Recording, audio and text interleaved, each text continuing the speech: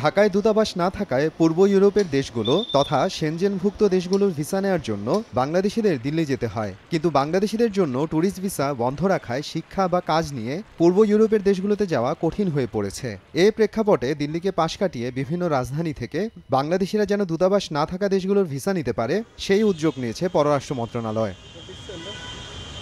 বাংলাদেশি নাগরিকরা পশ্চিম ইউরোপের প্রায় সব দেশের ভিসা ঢাকা থেকেই পেয়ে থাকেন, আর পূর্ব ইউরোপ সহ দূতাবাস না থাকা বেশিরভাগ দেশের ভিসা দিল্লি থেকে নিতে হয়। তবে গত 5 আগস্ট সরকার পরিবর্তনের পর ট্যুরিস্ট ভিসা বন্ধ রেখেছে ভারত সরকার, আর সীমিতভাবে দেয়া হচ্ছে জরুরি মেডিকেল ও শিক্ষার্থীদের জন্য তৃতীয় দেশের ভিসা। তবে অনেক শিক্ষার্থীই ভারতের ভিসা না পেয়ে ইউরোপ সহ তাদের অন্যান্য গন্তব্যের দেশে যেতে পারছেন না। পূর্ব ইউরোপের বুলগেরিয়া, রোমানিয়া, পোল্যান্ড প্রভৃতি দেশের ভিসা নিতে বাংলাদেশি নাগরিকদের দিল্লি যেতে হয়, কারণ এসব দেশের দূতাবাস ঢাকায় নেই। তবুও এসব দেশে প্রতি বছর অনেক শিক্ষার্থী পড়তে যান। এছাড়া রোমানিয়ায় এখন বাংলাদেশের প্রচুর কর্মীও যান। তবে ভারতীয় হাইকমিশন ভিসা সীমিত করে দেয়, বিপাকে পড়েছেন তারা। তবে রোমানিয়ার ভিসার জন্য শিক্ষার্থীরা থাইল্যান্ড ও ভিয়েতনামে দেশটির দূতাবাসে আবেদন করতে পারবেন। এছাড়া ভিয়েতনাম, পাকিস্তান ও কাজাখস্তানেও বুলগেরিয়ার ভিসার আবেদন করা যাবে।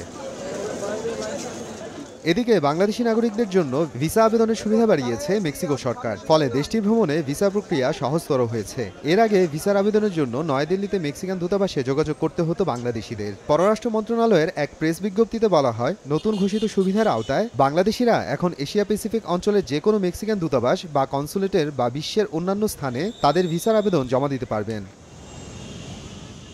অন্যদিকে দিল্লিকে পাশ কাটিয়ে বিভিন্ন দেশ থেকে যেন শিক্ষার্থীরা তৃতীয় দেশের ভিসা পেতে পারেন সে উদ্যোগ নিয়েছে পররাষ্ট্র মন্ত্রণালয়। বাংলাদেশের কাছাকাছি অন্য দেশগুলো থেকে যেন ভিসা পাওয়া যায় সেই প্রচেষ্টা চলছে। এই লক্ষ্যে ইউরোপের বিভিন্ন দেশের সঙ্গে আলোচনা চালিয়ে যাচ্ছে সরকার। গত রোববার 1 ডিসেম্বর ইউরোপের 3 দেশ সফরে গেছেন পররাষ্ট্র সচিব এম জসিমউদ্দিন। দেশগুলো হলো জার্মানি, চেক রিপাবলিক ও বসনিয়া হার্জেগোভিনা। বাংলাদেশি নাগরিকরা সহজেই যেন চেক রিপাবলিক ও বসনিয়া হার্জেগোভিনার ভিসা পেতে পারেন, দ্বিপক্ষীয় বৈঠকে ইস্যুটি তুলতে পারেন পররাষ্ট্র সচিব। এছাড়া ক্রোয়েশিয়া, বুলগেরিয়া, রোমানিয়া প্রভৃতি দেশের ভিসা যেন বাংলাদেশ থেকে পাওয়া যায় সেই প্রচেষ্টাও চলছে। বিশেষ উদ্যোগে ভিয়েতনামের হ্যান্স ও ইন্দোনেশিয়ার জাকার্তার দূতাবাসে এর মধ্যেই 86 জন বাংলাদেশি শিক্ষার্থী ভিসার জন্য আবেদন করেছেন। ভিসা জটিলতা ইস্যুতে ভারতীয় কর্তৃপক্ষের সঙ্গেও যোগাযোগ করেছে সরকার। তবে ভারতীয় কর্তৃপক্ষের দাবি, জনবল সংকটের কারণে কয়েক ধরনের ভিসার প্রক্রিয়া বন্ধ রেখেছে দেশটি। মোহাম্মদ আফরানুল ইসলাম, সময় সংবাদ।